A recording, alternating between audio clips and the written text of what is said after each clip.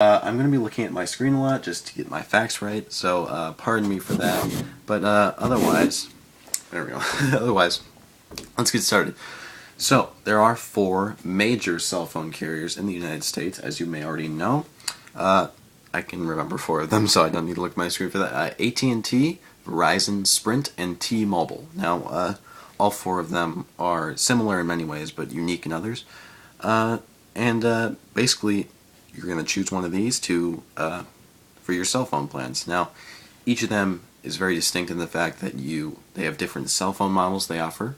They all offer different price ranges for their plans, and it goes in a lot of detail there, so I'm going to sort of summarize the entire thing for you.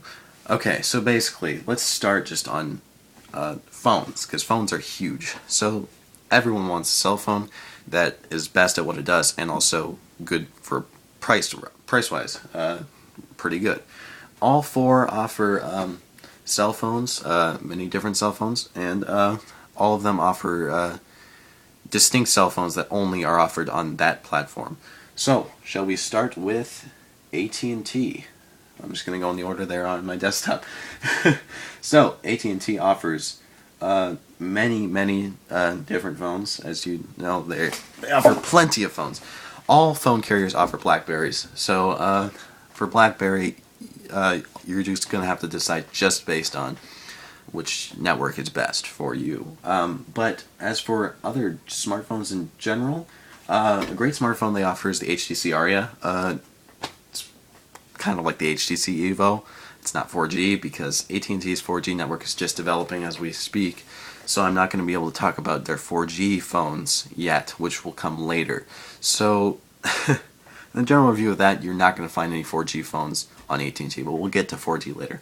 Right now, we're just talking general smartphone stuff.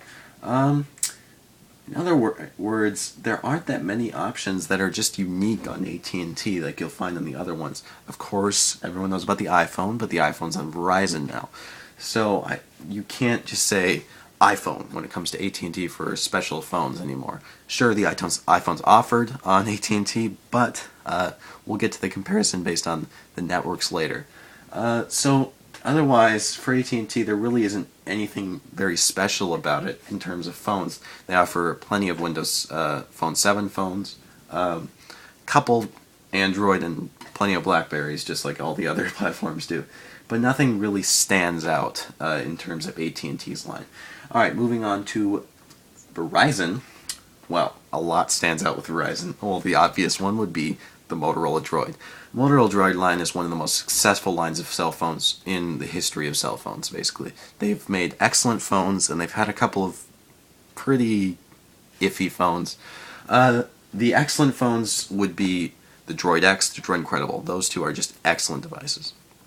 Well manufactured. I should just say Motorola Droid. I should say HTC Droid, because HTC made the Droid Incredible, and it was an excellent device. So that you have very strong offering there in terms of cell phones for Verizon. Very good phone. Droid X, excellent phone, very cheap. Droid X, I'm just going to make sure, but they are now offering it for $150, which is $50 less than the iPhone is offered on either platform, and it's just a very nice phone. It really is. It's giant screen, just an excellent implementation of Android. I don't own it, but I have used it, and I've used many cell phones on all carriers, so I have a general sense of what I like best, and this just all somewhat, I'm taking my opinion of this somewhat, but trying to leave most of it out just to give a more fair comparison of all of them. Alright, and then you got that, and then you also have the HTC phones, which include the Droid Incredible, as I said, and I'm sorry, this is clumsy of me. It may just be that, I don't know, I'm getting my stuff confused. It looks like, I think it might be the Droid Incredible, it's just their main phone, and it is an exceptional phone. And based on just the other offerings, I think that is just the most exceptional phone on their line, is just right now the Droid phones. And Verizon, we'll get to their network later, but those are very strong phones. Alright, moving on to Sprint. sorry, I'm trying to do this in one take, and it's going to be a little sloppy. There's one obvious phone that everyone needs to cite when they say Sprint. HTC Evo 4G. Excellent phone, one of the best out there, if not the best out there at this time. 4G, so lightning fast. Sorry. Lightning fast phone. Very, very, just great phone in general. It just performs very well. The Shift 4G, which is cousin of the HTC Evo 4G. It's nice. It's a great alternative to the Droid and Droid 2 models from Motorola that they have over in Verizon, because those models just weren't very good.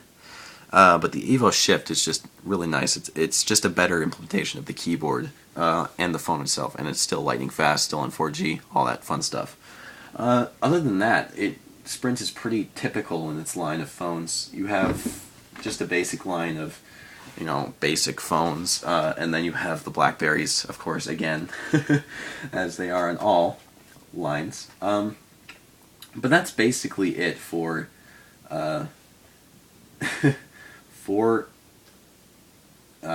Sprint. Now, moving on to T-Mobile here, we want... Sorry, I know this is, again, very clumsy, because I'm trying to do this in one take, and that is probably not the best thing to do, just based on how terrible I'm doing at the moment. T-Mobile is the network probably I know least about, just because it really has been falling short on sales recently, and there hasn't really been any phones that really separated. But the one, here we go, the one exceptional model that they have right now is the MyTouch 4G, which I almost forgot about, but now I remember. The MyTouch 4G, nice phones, putting T-Mobile back in the competition, because they've been out of it for a long time. But now they're getting back toward the sort of competitive nature that they once had. T-Mobile used to be one of the greatest before smartphones came out. They were a major carrier, and now they've sort of fallen short on their cell phone lines, but now they're sort of coming out again with MyTouch 4G. However, it is an expensive phone. It's $250 with contract, so you might want to consider that based on price point. Otherwise, with T-Mobile, really nothing special in terms of phones.